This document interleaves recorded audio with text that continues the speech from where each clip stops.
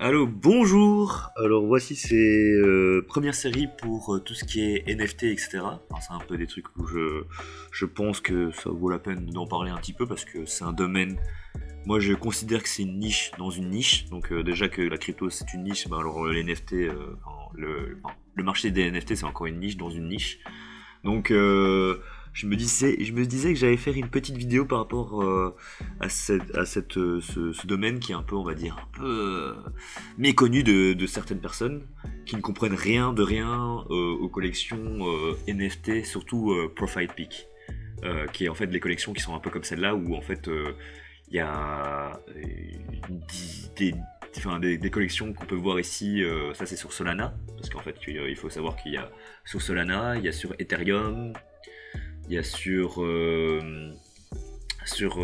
tout plein de blockchains différentes, et chaque blockchain ont leur market store à eux. Donc là c'est celui de Cardano, et vous pouvez voir aussi qu'il y a aussi des autres collections que vous pouvez voir.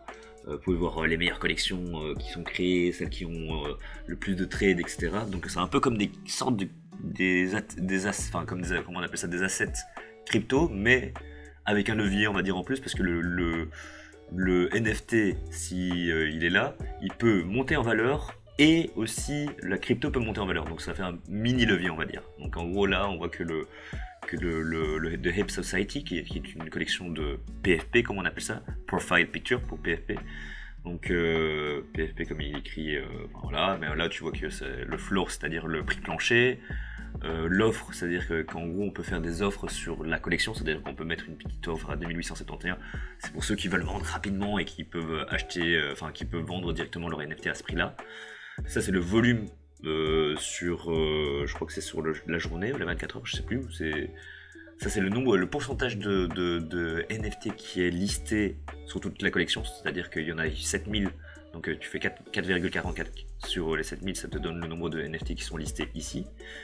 Et 33% c'est le nombre de wallets, c'est-à-dire le nombre de portefeuilles qui contiennent un NFT, c'est-à-dire qu'il y en a peut-être un qui en a un, et il y en a peut-être un qui en a 300, ou voire 1000. Mais ça, on peut voir ici, on peut voir avec les analytiques, que si on regarde sur 30 jours, on peut voir tout plein de trucs, hein. On peut voir combien il y a eu de ventes par jour de NFT, le listing s'il il est descendu ou pas, on peut voir le prix du plancher s'il a augmenté ou s'il a descendu, et là on voit que il est monté à il est descendu à 2999, et ensuite il est remonté à 3200, donc ça veut dire qu'il y a eu un petit delta de 300.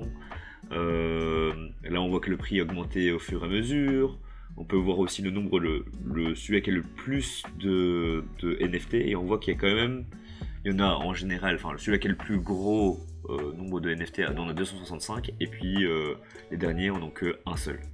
Enfin, ce qui est normal. Donc après ça, on voit que en termes de personnes qui possèdent le nombre de NFT, il n'y en a que juste 265. Donc on peut ici voir aussi comme ils appellent ça, le holder, c'est-à-dire ceux qui gardent le NFT en distribution.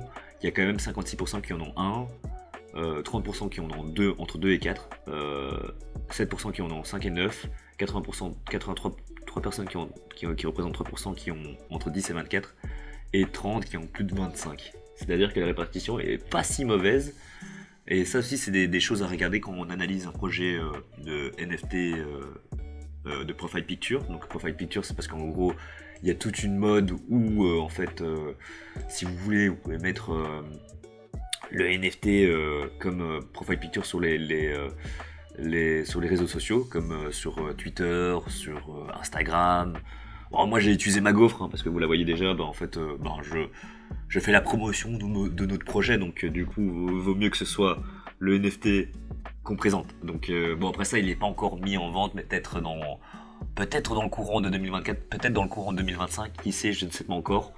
En tout cas, ceux qui en regarderont peut-être auront. Il y a même une petite Google Form si vous voulez. Mais voilà, c'était juste pour vous montrer un peu à quoi ça ressemblait. Donc les NFT PFP, c'est vraiment quelque chose de très. Comment dire très, c'est quand même une spécificité dans les NFT, mais les NFT ça peut être. À la base, c'est juste un titre de propriété. Mais ça, j'en parlerai. Là, c'était juste une vidéo pour montrer les NFT market, comment ça marche.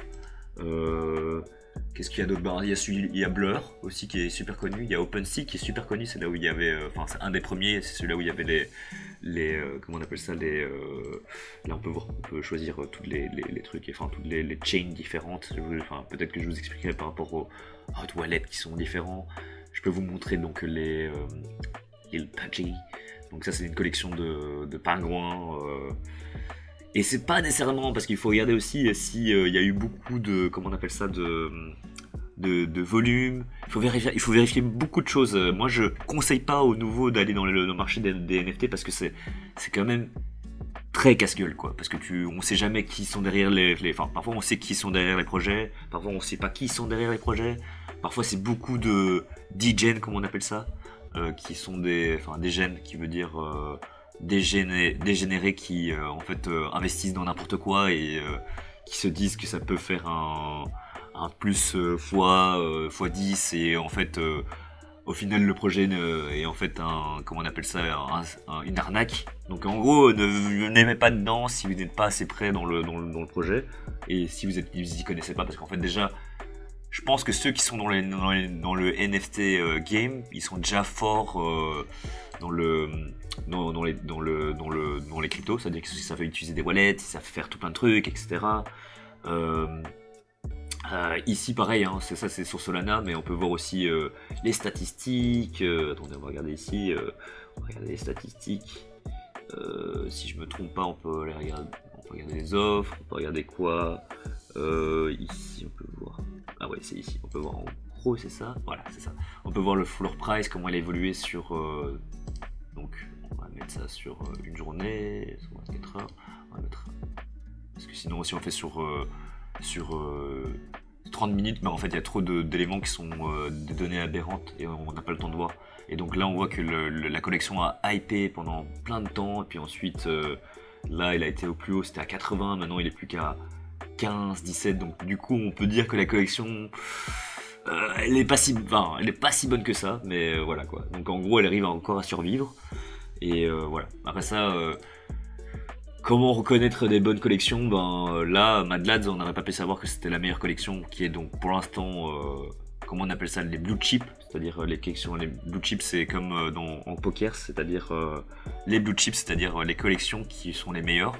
Et là, pour l'instant, on sait que dans les meilleures collections, attendez, je vais regarder ça, dans les top collections, on fait comment? Si all, et on fait 30 days, et il y a pas moyen de faire quoi.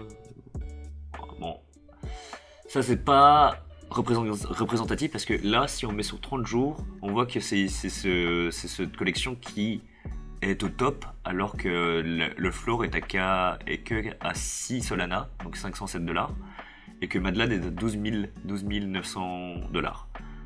Alors que on parle de total volume, on parle de waouh, il y a des sacrés volumes quoi, 2,6 millions, market cap de 1,5 million de sol, c'est énorme, c'est énorme.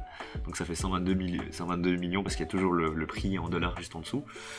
Et ça c'est dommage parce qu'elle est montée jusqu'à 233 aussi. Enfin bref, en gros c'est comme des cryptos, hein. Ça monte, ça redescend, et comme j'ai dit, il faut avoir de la chance de tomber sur une bonne collection. Donc moi je conseille pas aux gens qui sont nouveaux d'aller dans ce marché là.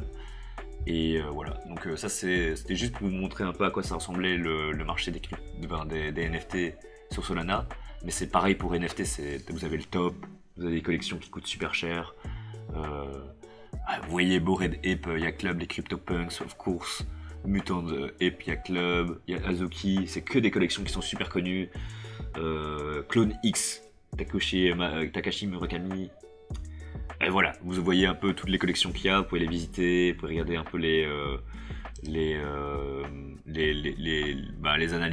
analytics, enfin, donc tout ce qui est activité, analytics, vous pouvez voir comment ça marche, voir comment ça c'est fait. Mais voilà, je conseille pas pour des nouveaux venus de venir dans le marché, enfin dans le marché des NFT. C'est encore plus casse-gueule que le marché des cryptos, et alors mais peut-être que vous pouvez, enfin si vous y intéressez, voilà, je ferai une deuxième vidéo pour montrer comment faire des analyses, voir comment ça se passe.